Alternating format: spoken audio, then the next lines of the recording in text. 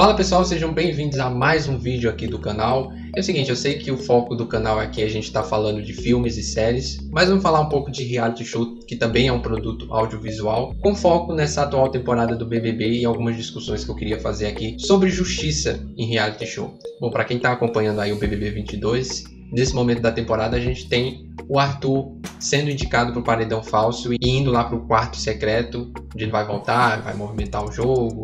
Apesar de que há controvérsia em relação a isso, muita gente queria que o Gustavo fosse indicado para esse paredão falso, porque ele é um cara que realmente é talvez o maior jogador ali da temporada, ele entrou realmente com a intenção de movimentar o jogo, mas o Arthur é que é o grande favorito, o queridinho do público, e as pessoas têm essa coisa passional de não querer votar contra o participante que eles acham favorito, né? Muita gente, a maioria do público não tem essa maturidade de escolher o participante que poderia movimentar o jogo em detrimento daquele participante que ele realmente torce, que quer ver ali ganhando todo esse destaque. Primeiro é bom deixar claro o seguinte, que eu não sou grande fã de paredão falso. Eu não gosto de paredão falso porque eu acho que ele desequilibra muito o jogo. Quem vai para esse paredão falso como favorito sai de lá campeão. A gente teve o caso, por exemplo, da Gleice, teve o caso da Ana Paula Renault, que se não fosse expulsa iria ganhar o BBB 16. Então eu acho que o paredão falso ele acaba muitas vezes desequilibrando o jogo. Acontece casos também de muita gente que vai e acaba não vencendo o programa, né? Mas são casos de participantes que são coadjuvantes. E aí realmente o programa também não tem a sorte de cair um favorito naquela formação. E aí vai um participante que realmente não tinha importância para o jogo. Então pouco importava se ele fosse ou se não fosse para esse paredão falso. Mas quem cai como favorito entra no quarto e sai de lá campeão praticamente. E fatalmente é o que vai acontecer com o Arthur. Muita gente estava falando aqui em relação à interferência que o programa poderia fazer nesse tipo de caso para movimentar o jogo. E eu sempre gosto de falar o seguinte, que em reality show não existe justiça. Eu lembro que há algum tempo aqui no canal eu fiz um vídeo falando sobre o método de votação do BBB e por que eu não acho justo esse método de votação. Mas só para dar uma resumida aqui para quem não acompanhou esse vídeo, o método de votação do BBB ele acaba não sendo justo porque permite que as pessoas votem mais de uma vez no participante que eles querem eliminar. E isso acaba tendo um desequilíbrio porque a gente tem o público comum, que é o público que a proposta do programa quer privilegiar esse público, mas no fim das contas não privilegia, e por isso que não é injusto, e por isso que é injusto esse método de votação. Porque você pega um público de internet, geralmente ali o público de fã-clubes, né, que são mais engajados, que passam o dia inteiro votando, e a quantidade de votos desses fã-clubes acaba muitas vezes ultrapassando o do público comum. Você tem o caso, por exemplo, do BBB 20, que eu fiz o vídeo falando sobre o método de votação. Você tinha naquele paredão histórico, né, que teve mais de 1,5 bilhão de votos, o Prior e a Manu. E você via claramente que o Prior ele tinha a preferência da maioria do público. Ele era um cara que movimentava o jogo, ele tinha aquela parceria dele com o Babu e tudo mais. E a Manu era uma coadjuvante no jogo. E uma prova de que ela realmente não era a favorita do público é que ela nem venceu o programa. Né, de que ela foi para a final e terminou em terceiro lugar. Muita gente apostava que ela terminaria no mínimo em segundo lugar, ela ficou em terceiro lugar. Então ela não era a favorita do público naquele paredão. E aí o Prior acabou perdendo, mesmo tendo a preferência do público. Por quê? Houve justamente esse movimento do público de rede social para eliminar o Prior. E justamente por isso, mesmo a Manu não sendo a favorita do público comum, né, o chamado público do sofá, o número de votos desse público de fã-clube acabou se sobressaindo sobre o do público comum. E justamente por isso que eu não acho justo esse método de votação.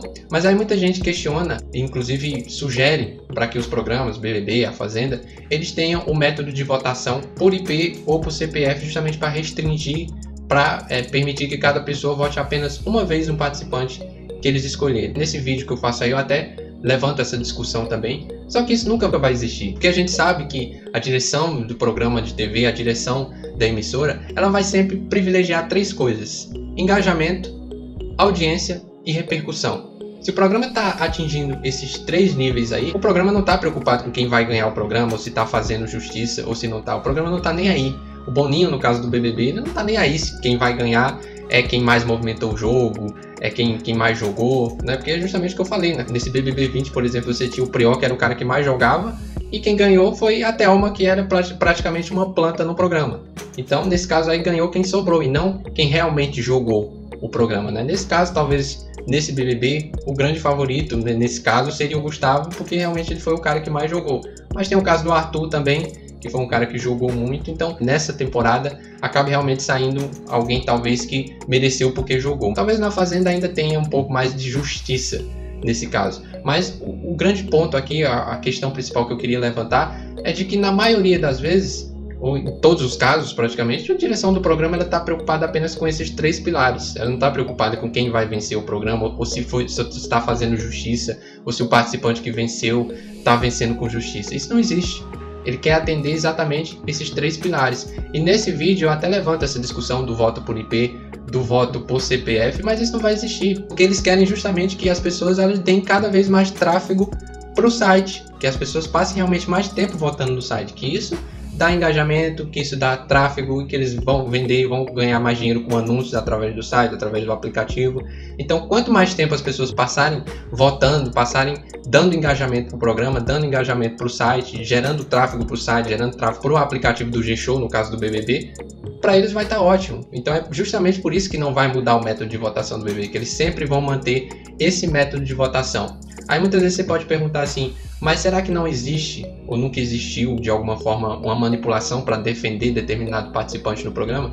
E assim, é o que eu já falei, eu acho que não existe essa coisa do programa defender determinado participante, porque para eles, o que eles vão ganhar com isso? O que o programa, o que a emissora vai ganhar defendendo um determinado participante? Eles não vão colocar em risco a credibilidade, a marca da empresa, a marca do programa em prol de um participante que depois que vence praticamente some, acaba e eles têm que tocar o programa para outras temporadas, né? Então eu acredito que isso realmente não existe, que o resultado final ele realmente é mantido, até para não haver nenhum tipo de risco em relação a isso.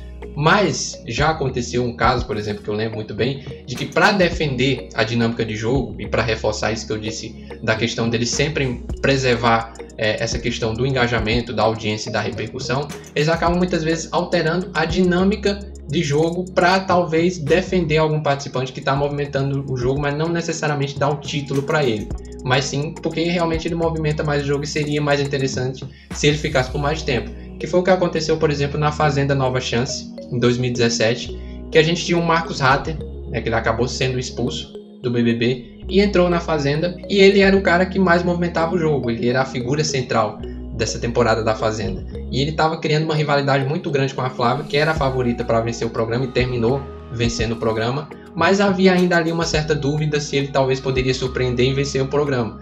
A disputa estava entre os dois ali, eles eram os grandes rivais daquela temporada da Fazenda. Só que chegou um momento da temporada que a dinâmica dos participantes que iriam para a roça, né, no caso a roça é o paredão da Fazenda, né, da votação do público para decidir quem deixa o programa. Existia um momento da temporada, que a temporada estava se afunilando, e era uma temporada bem morna, né? Que quem realmente movimentava o jogo e quem dava os conflitos ali dessa temporada era realmente o Marcos e a Flávia, né? E que se realmente um dos dois fosse eliminado naquela altura, e que corria o risco de ser o do Marcos, porque ele tinha uma rejeição muito maior, se ele fosse eliminado naquele momento ali da temporada, o programa praticamente acabava, porque você já sabia quem iria ser campeão e não haveria mais conflitos. O resto da temporada iria ser uma temporada morna, que não iria dar mais audiência, mais engajamento, mais repercussão, e naquele momento da temporada a audiência já estava baixa. E se você perdesse um jogador como o Marcos, que movimentava, que gerava polêmica, a temporada praticamente acabava. Então a direção do programa ela teve que tomar uma atitude. E qual foi a atitude que ela tomou para, de certa forma, defender o Marcos, para permitir que ele permanecesse mais tempo no jogo? Porque havia o risco de cair os dois na roça. E naquela altura da temporada, a temporada estava mandando só 2 participantes iriam para a roça. Então havia o risco, por ele estar monopolizando o jogo, havia o risco dos 2 caírem na roça. E aí, se um dos 2 fosse eliminado, o programa acabava. Então o que o programa fez, o que a direção do programa fez? Eles decidiram colocar a roça com 3 participantes. Então, a partir daquele momento, 3 participantes eram indicados para a roça. E como nesse método de votação da Fazenda, que inclusive eu gosto mais, justamente porque evita que um participante que movimenta o jogo acabe sofrendo meio que um motim de alguma torcida organizada, de algum fã-clube para ser eliminado. Esse método de votação da Fazenda, você vota para quem você quer que fique, não para quem você quer que saia.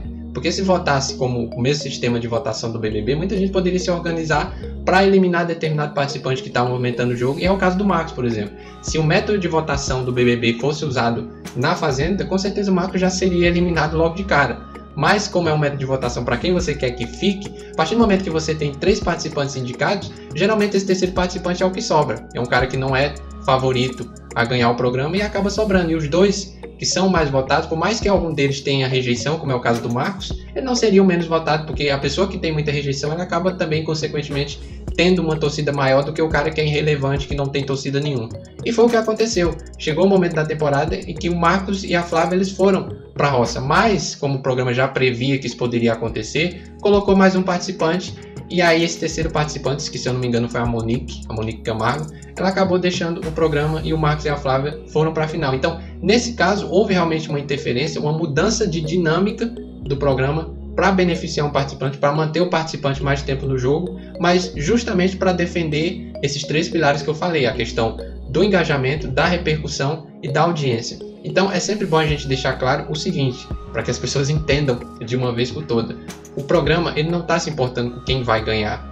Ele não está preocupado se está fazendo justiça ou se não está fazendo justiça. O reality show é televisão. E na televisão se preocupam em defender o entretenimento e não o participante. Então, enquanto eles tomarem qualquer tipo de decisão, você pode ter certeza que não é preocupado se algum participante vai ganhar por justiça ou quem vai ganhar o programa. Eles estão preocupados, no fim das contas, em gerar engajamento, audiência e repercussão, porque é isso que mantém a televisão, é isso que gera dinheiro e é isso, no fim das contas, que eles estão preocupados.